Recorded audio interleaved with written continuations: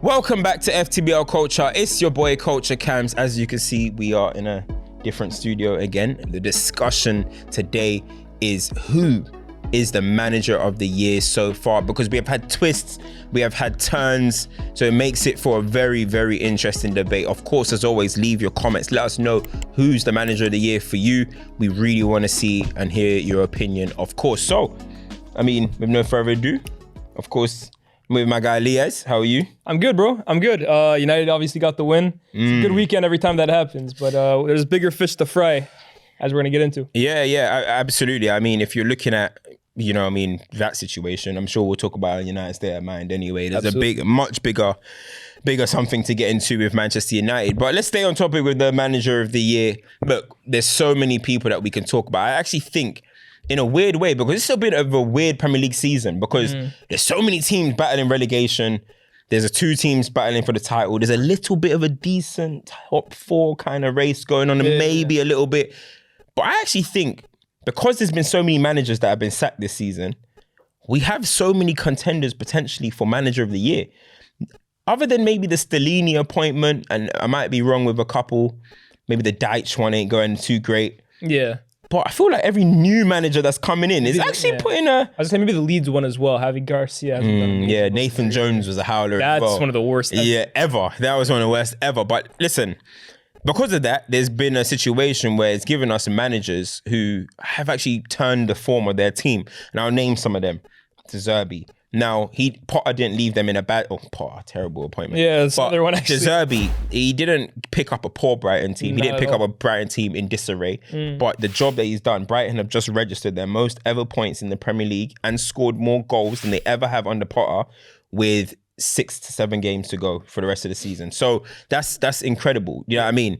Then you've got Unai Emery, the job that he's doing. We know where he picked up Aston Villa from 16th. Steven Gerrard, howler, picks them up. Now they're battling for Europa, let's say. I think maybe we put the nail in their coffin. Top four, we put the nail in the coffin for the top 4, but they're battling for the Europa places, which every time he's in that competition, what does he do? Bruce in the puds. So Aston Villa fans should be loving the fact that they're in that they might get into Europa. Right. Then we've got Gary O'Neill at Bournemouth. I'll be honest. Bournemouth, from the start of the season, when they came up until Gary O'Neill even came, and even that he picked up their form a little bit, I was like, you know what?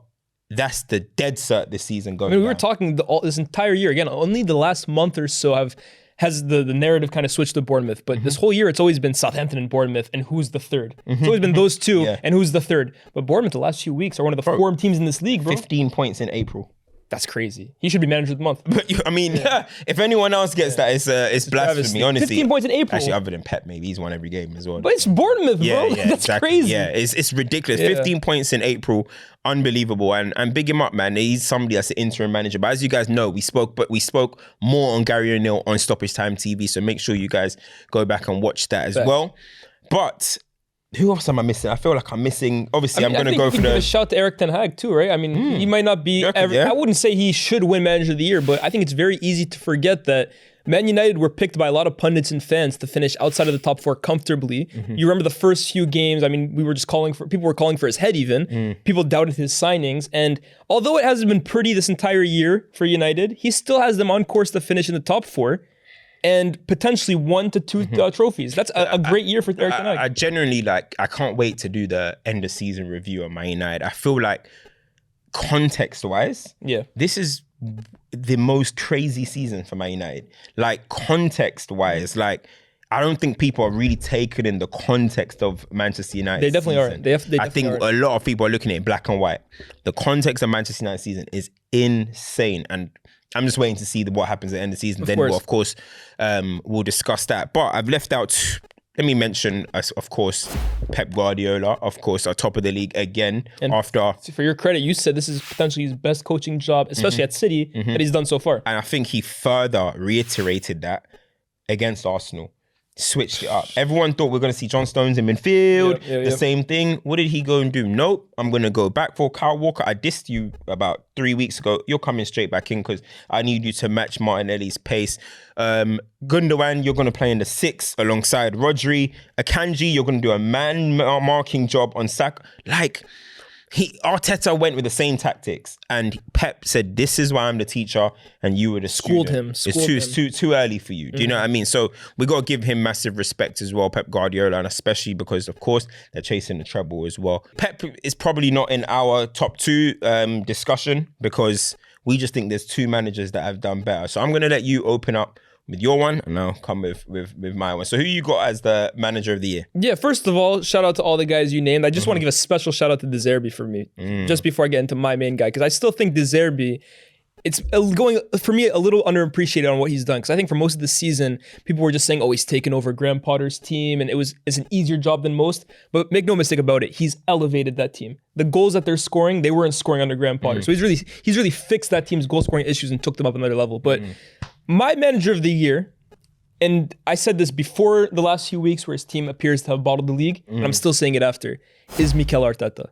Because to take this Arsenal team who, in my opinion, don't have the caliber of players throughout the squad that realistically should be competing for trophies or for titles, let alone in the era of Manchester City. I look throughout this team, and there's very few players individually is the key word, that I believe would get into like the greatest Premier League teams ever, their starting 11s. Not yet. I mean, they still. I think a lot of them ever. I look at the likes of Granit Xhaka.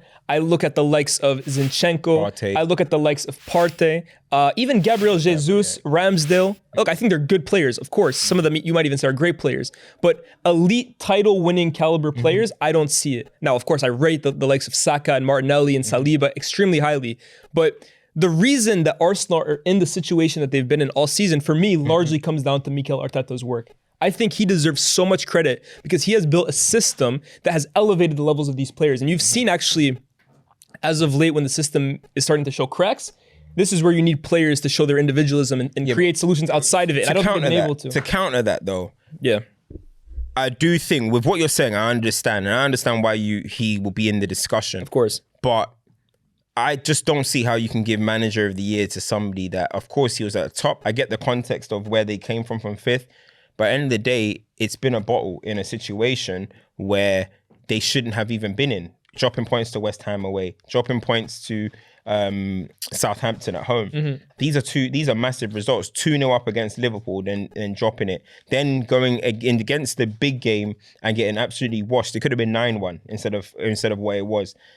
I just don't see how you can give it to him in that circumstance, because you're talking about everything that he's done tactically and stuff. But I actually think in the last 4 games, tactically, he hasn't been good enough. I agree. I mean, the fact that we're sitting here and saying Saliba is the reason, in a way, why Arsenal's collapse has happened. I'm sorry, coach, please. Yeah.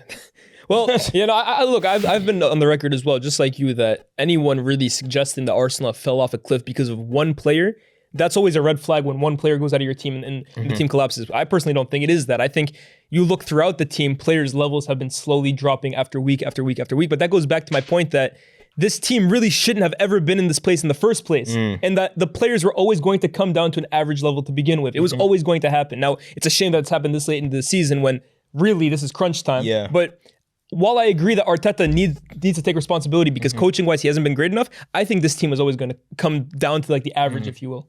Yeah, I mean, I get it. Yeah. But the reason why with my one, so I'm going to say who I got. Mine is Eddie Howe. You know, I think Eddie Howe is the manager of the year this year. And the reason why I'll say Eddie Howe is the manager of the year is because, firstly, he took a team that finished 12th and they're potentially going to finish in the top 4. Why don't you give some context the season before even, because it was him who elevated them. It is him who elevated them. I think they finished the season with the third best form of 2020. Took over when they were 20th in the league, bro. And he took over them when they were dead last in the league. But everyone thought, wow, Newcastle are about to go. And he came in, rose them. And everyone again then thought, you know what, Eddie Howe is going to be the Mark Hughes of the City era. He's going to be the Mark Hughes, but he's actually proven that he could potentially be the one. He could be their Mancini. He could be their Pellegrini. Who knows?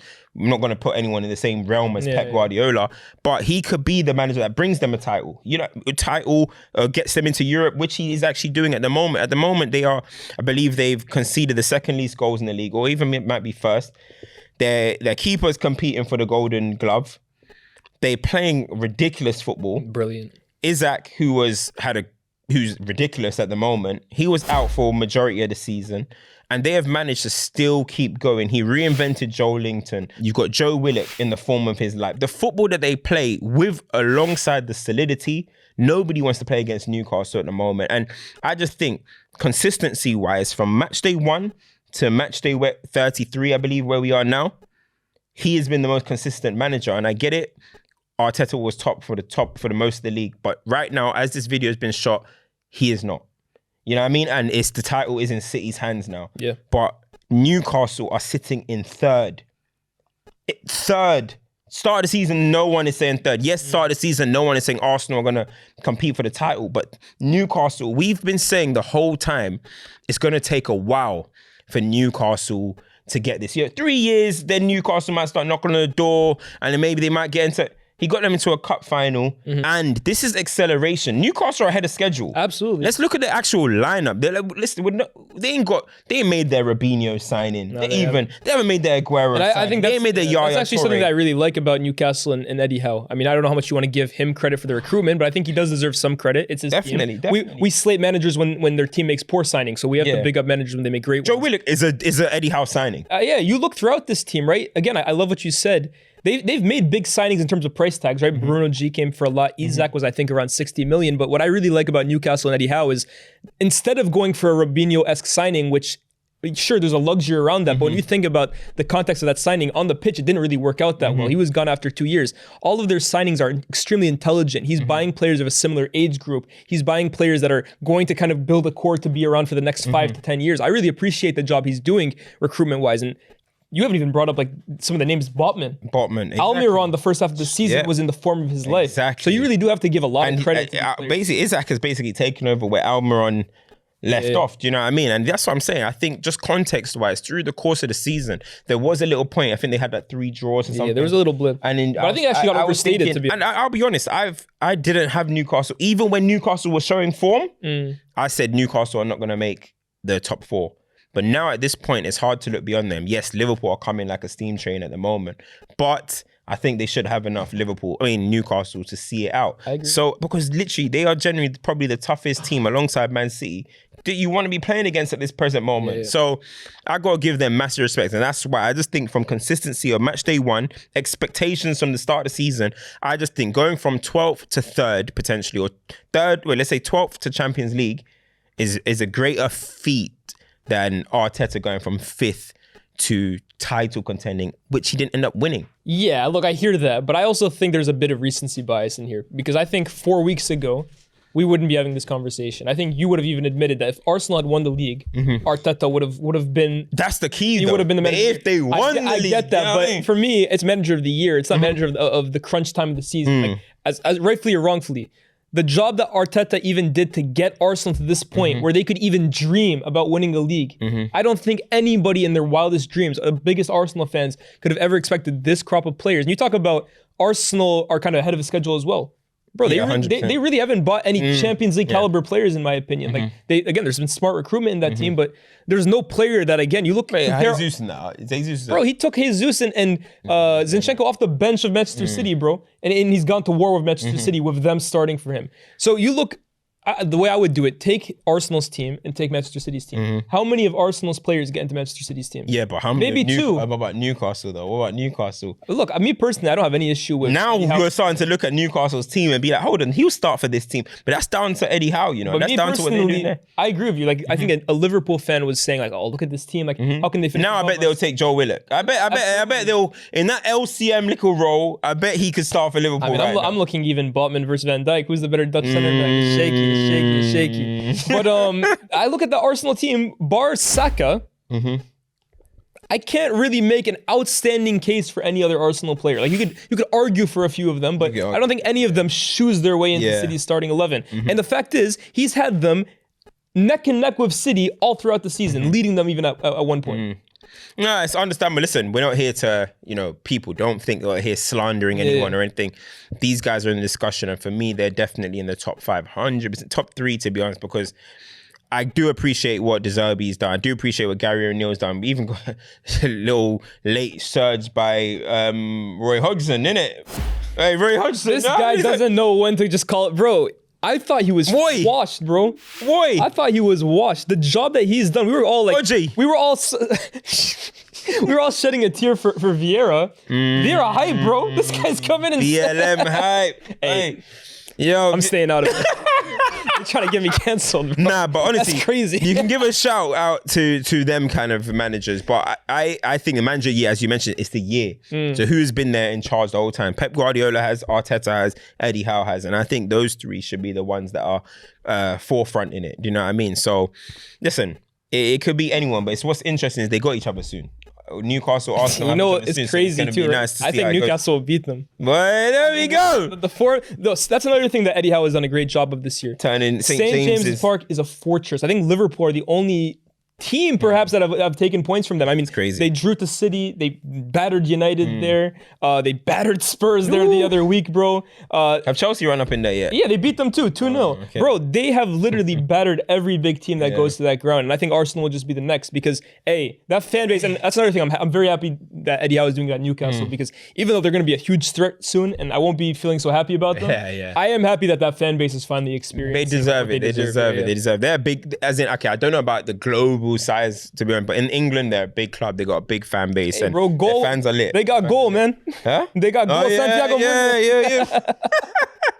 It's true. And hey, listen, Newcastle nightlife is great as well. So, listen, I won't talk too much. Hey, we'll talk. Cameras off. I won't talk too much. You know what I'm saying? But listen, guys, that was another episode of FTBL Culture. That was our Manager of the Year edition. As I said, make sure you let us know in the comments below who is your Manager of the Year or potentially who's an honorable mention.